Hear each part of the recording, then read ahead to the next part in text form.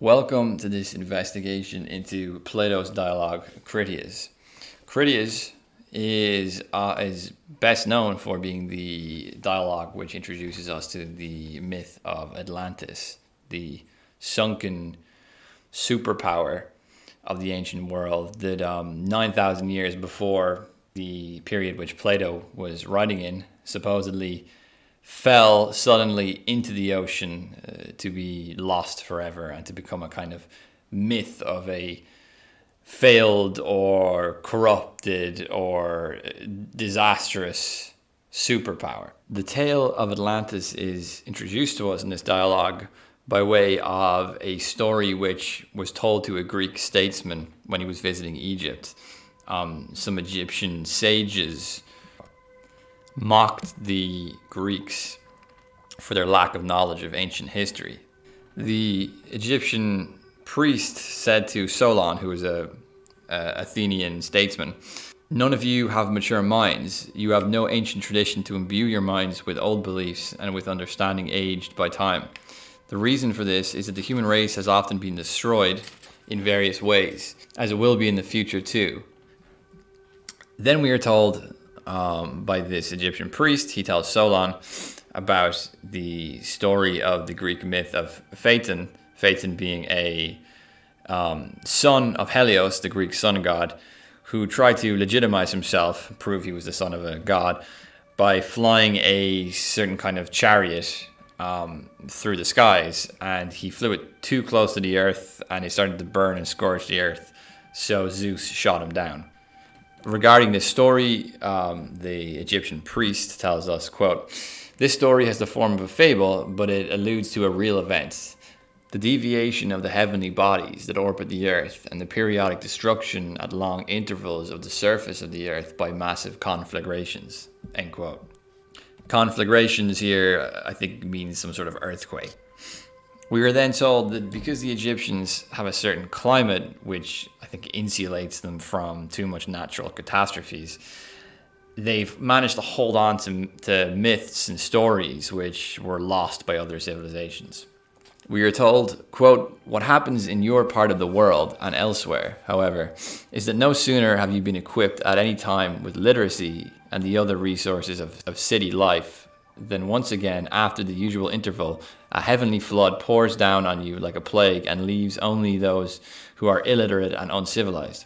As a result, you start all over again and regain your childlike state of ignorance about things that happened in ancient times, both here and in your part of the world." End quote.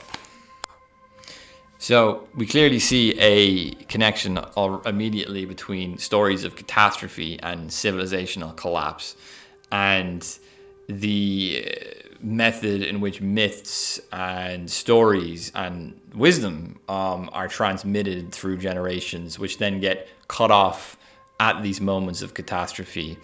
And as we are told, what often happens in these catastrophes is the uncivilized and the illiterate, those who can't continue the story on, are the only ones who survive for some reason. We're not really told why this is, but it's kind of it's a bit of a mystery why this is. But this is what they assert. This is what the Egyptian priests assert, at least. And you can see then Plato obviously trying to stir up some sort of task for the philosopher here of guarding and protecting knowledge and wisdom against the threats of what are at least analogized into catastrophes. Now, whether or not these catastrophes are historically and empirically accurate or not is another question. But we can at least say that some sort of civilizational social collapse threatens the transmission of logos, I think, through mythos, through these stories, which there's clearly an attempt to try remedy or protect ourselves against, which we immediately see being kind of posited as the initial framework for this dialogue. The discussion about civilizational catastrophes are actually spread out into two different dialogues by Plato. One is Critias and one is Timaeus.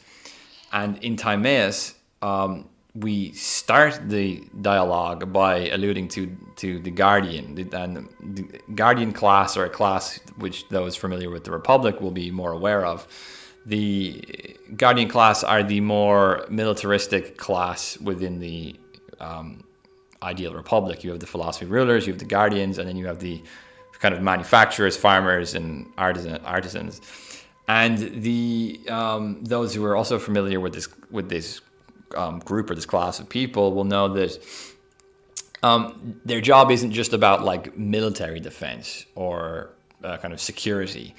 Their role is kind of ambiguous, and it kind of interlocks and interplays, and it's kind of woven between three different areas. One is military defense. One is political stability and being a good statesman, and providing political and social order. And the third is knowledge and protection, the protection of knowledge and the guarding of knowledge. So this word guardian means more than just security, kind of physical security, or like walls, or like military police or scouts or something. This is a more ambiguous term.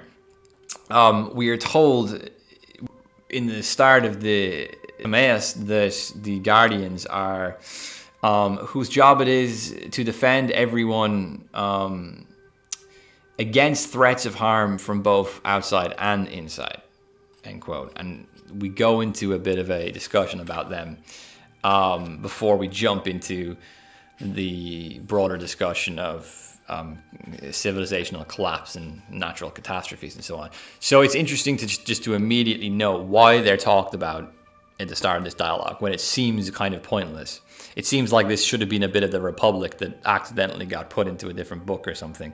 But I think this is deliberate. I think this is Plato is alluding to, when he's talking about catastrophe, he's not just talking about, and I think a lot of the kind of like the ancient civilizational historians who try literally go around finding Atlantis, and who knows, maybe it's a real place, but I don't think that's the point. I think the point is an analogy for civilizational collapse, of which this Guardian class is crucial.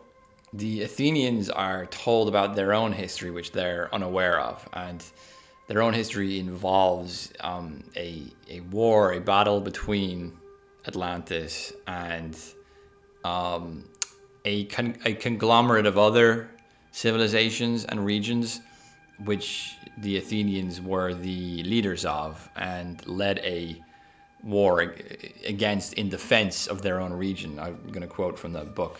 Quote, "Our records contain many impressive and admirable exploits performed by your city, but there's one above all that stands out for its importance and courage. Our documents record how your city once halted an enormous force that was marching insolently against not just the whole of Europe, but Asia as well, from its base beyond Europe in the Atlantic Ocean. I should mention that in those days, the ocean there was navigable, since there was an island in front of the strait, which, I've heard you say, your people called the Pillars of Hercules. On this island of Atlantis, a great and remarkable dynasty had arisen, which ruled the whole island, many of the other islands, and part of the mainland too. They also governed some of the lands here inside the strait, Libya up to the border with Egypt, and Europe up to Etruria, and Etruria is basically, I think, central Italy now. Once upon a time, then, they combined their forces and set out en masse to try and enslave in one swoop your part of the world, and ours, and all the territory this side of the strait. This was the occasion, Solon, when the resources of your city, its courage and strength, were revealed for all to see. It stood head and shoulders above all other states for its bravery and military expertise. At first, it was the leader of the Greek cause, and then later, abandoned by everyone else and compelled to stand alone, it came to the very brink of disaster. But it overcame the invaders and erected a trophy, thereby preventing the enslavement of those who remained unenslaved this side of the boundaries of Hercules, and unhesitatingly liberating all the rest." The regions that they're discussing there, the Pillars of Hercules, is right here between Morocco and Spain, and this kind of line here would be like the division, the Atlantic region, obviously in the Atlantic Ocean, and then the Mediterranean here, where Greece is. So this is like the symbolic border between Gibraltar, which these two civilizations kind of were made distinct from each other. So the boundaries between these two regions, the Pillars of Hercules, became a symbol of liberation from this encroaching kind of imperial force coming from the Atlantic. Now, interestingly, the reason why the Egyptians are telling the Athenians this and not vice versa is because we can assume that there's some sort of catastrophe also didn't destroy the Athenian region, but it reduced its civilization to basically a kind of starting point where the record of this victory was lost. So the Athenians in this dialogue are discovering this ancient history of their own success, which they've forgotten about through catastrophe. So what was Athens and Atlantis like all that time ago? Well, Athens is described as being somewhere where there was two classes. There was a sort of warrior class, and there was a sort of artisan class, manufacturing, farming, and so on. It's described as having being plentiful, bountiful in terms of resources. The sort of warrior class were much more ascetic than you might think. They lived very minimally. They often lived communally, and they shared a sort of special area in the city where they would all live, and they seem very much almost monastic and ascetic. Now, obviously, we can assume they would have had to be very competent in military affairs in order to achieve this great defense against this encroaching superpower from Atlantis.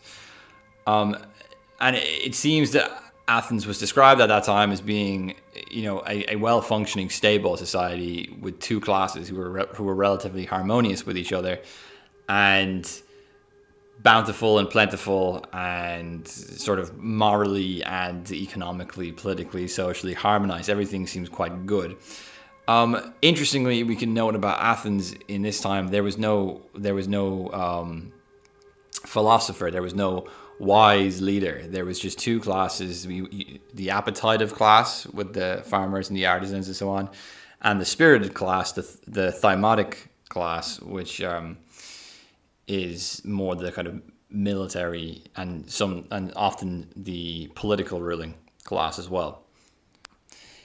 Atlantis, we're told, originated as it was an area which Poseidon designated to kind of found. And like a lot of Greek myth, there is a kind of crossbreeding between humans and gods. So, according to the dialogue, quote, Poseidon gained the island of Atlantis as his province, and he settled there the children born for him by a mortal woman in a certain part of the island. To be specific, halfway along the coastline, there was a plain which is said to have been unsurpassable in its beauty, and good and fertile too. Close to the plain and halfway across its extent, about 50 stades, stades is like a measurement they used back then, 50 stades distant from the coast, there was a hill of no great prominence. There lived on this hill a man who was one of the original earthborn men of the land. He was called Evener, and he lived there with his wife. They had just the one child, a daughter named Cleito. When the girl reached the age of marriage, both her mother and her father died, but Poseidon, who had come to desire her, made her his concubine. He gave the hill where she lived secured defenses by breaking it off from the surrounding land and creating increasingly large concentric rings, alternately of land and water around it. The son which Poseidon had with this mortal woman then became Atlas, and Atlas was the first king of Atlantis. Atlantis is described as, throughout different generations, getting richer and richer.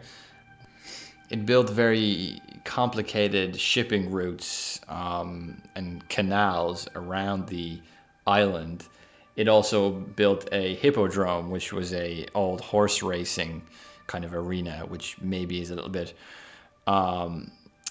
prophetic of the later Roman Colosseum and the importance of entertainment and blood sports. They developed very complex shipping infrastructure, which would bring down wood from the mountains down to the city for building. They even built like sort of aqueduct, which would be used to redivert water from canals to their crops when there wasn't natural rain. So you see certain engineering and architecture, which is in some sense interfering with the natural landscape to a large extent. Atlantis is almost depicted as something which starts out as something small and organic, which then eventually becomes quite complex and artificial. Even the layout and the design of the city seems almost alien. It seems like who would build something in this weird way. And I think maybe this is a part of the point Plato is trying to draw out about how we interact with our resources and our landscape and our trading. Atlantis is an example of perhaps something which got a little bit unbalanced, unhinged. Quote, so much for a description of the mighty power that existed in Atlantis in those days. It was this force that the god mustered and brought against these regions here, and the account gave the following reason for his doing so. For many generations, as long as Poseidon's nature was vigorous enough in them, they obeyed the laws and were on good terms with the gods, who were their kin. Because the principles they held were true and perfectly high-minded, and because they reacted with self-possession and practical intelligence to the vicissitudes of life and to one another, they looked down on everything except virtue, counted their prosperity as trivial, and easily bore the burden, so to speak, of the mass of their gold and of their possessions. They were not made drunk by the luxury of their wealth afforded to them. They remained in control of themselves and never stumbled, as sober men do. They saw clearly that even prosperity is enhanced by the combination of mutual friendship and virtue, and that wealth declines as friendship, and friendship is destroyed by materialistic goals and ambitions. As a result of this kind of reasoning and of the persistence of the divine nature within them, they thrived in all ways I've described. But when the divine portion within them began to fade, as a result of constantly being diluted by large measures of mortality, and their mortal nature began to predominate, they became incapable of bearing their prosperity and grew corrupt. Anyone with the eyes to see could mark the vileness of their behavior, and as they destroyed the best of their valuable possessions. But those who were blind to the life that truly leads to happiness regarded them as having finally attained the most desirable and enviable life possible, now that they were infected with immoral greed and power. End quote. This myth could be reflected by something which Socrates mentions in the Republic, which is that growth should only occur so long as it's compatible with unity. So there's a certain theme here where a superpower sort of destroys itself by its own success, by its own growth. And I think this is even maybe slightly reflected in the peculiar architecture of this place, that almost has a kind of plastic or alien-like setting, which seems to not be in harmony with the natural world around it. For one, it seems to interfere a lot with resources and perhaps use them in ways which are not sustainable in a long-term sense of the word. And when I say sustainable, I don't just mean economically or in terms of resources. Perhaps the sophisticated navy and naval infrastructure, which allowed a lot of trade and allowed a lot of movement in and out of the city, benefited it in terms of luxury and resources and wealth, but that undermined its political and moral stability. This is noticeably contrasted to the sort of ruling class of the Athenians, who were a part of this guardian class who were much more humble, much more minimalistic, much more ascetic, and seemed more rooted there. They're not described as people who are great traders and great voyagers and engage in a lot of shipping and things which don't just drag you away from your home geographically, but perhaps also drag you away from it in the sense of creating a political and social unity by way of a kind of decadent or corrupted ruling class who becomes obsessed with expansion and wealth and power and so on.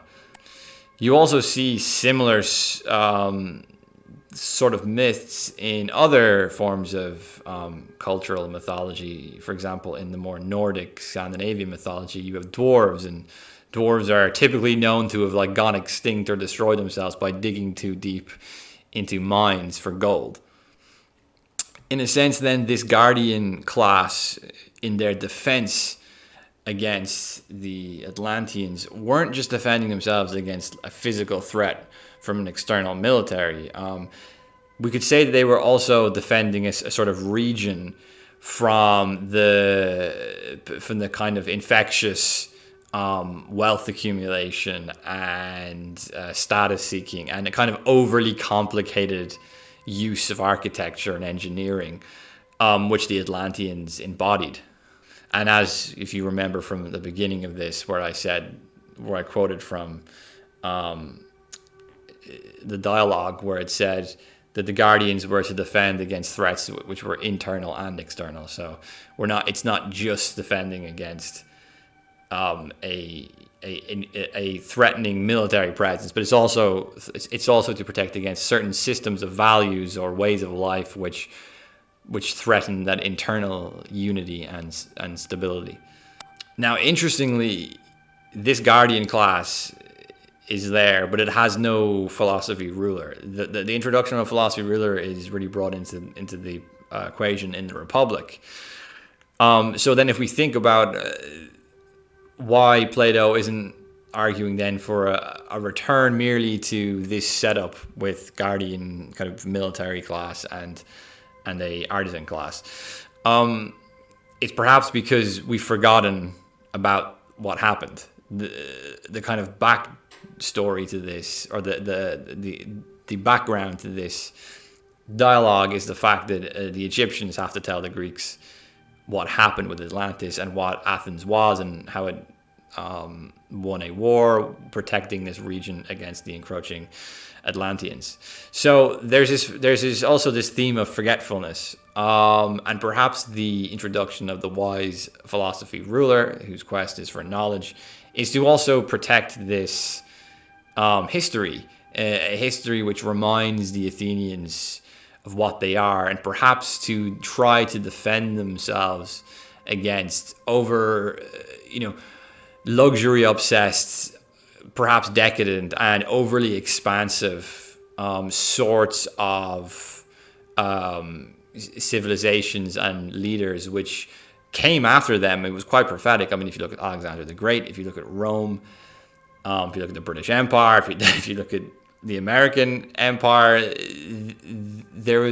Plato seemed to have a sort of knowledge of the dangers of being a powerful civilization and the corrosive threats which come not just from competing powers but from internally within those civilizations themselves.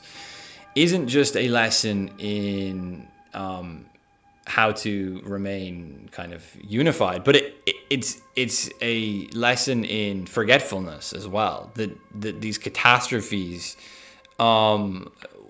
seem to stand for a sort of internal decadence, which then leads to an inability to remember who you are and remember your own ancient history.